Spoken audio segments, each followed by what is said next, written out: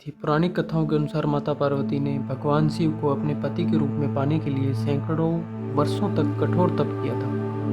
उनकी तपस्या को देखकर देवताओं ने शिव जी से देवी पार्वती की मनोकामना पूरी करने की प्रार्थना की थी। उसके बाद भोलेनाथ ने सप्तऋषियों को पार्वती जी की परीक्षा लेने के लिए भेजा।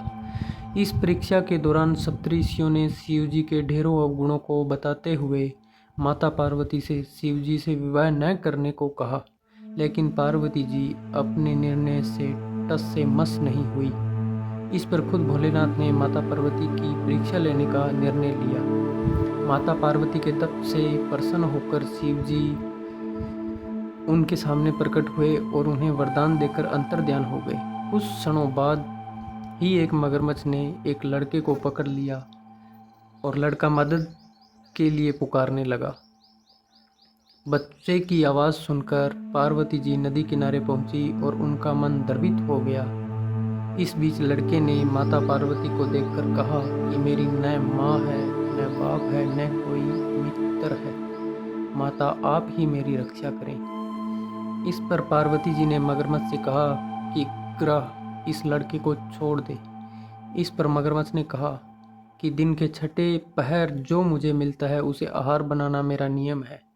पार्वती जी के विनती करने पर मगरमच्छ ने लड़के को छोड़ने के बदले पार्वती जी के तप से प्राप्त वरदान का पुण्य फल मांग लिया। इस पर पार्वती जी तैयार हो गई।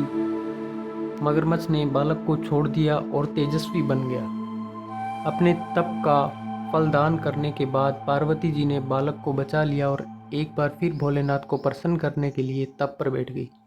इस पर भोलेनाथ दोबारा प्रकट हुए और पूछा कि तुम अब क्यों तप कर रही हो? मैंने तुम्हें पहले ही मन मांगा दान दे दिया है।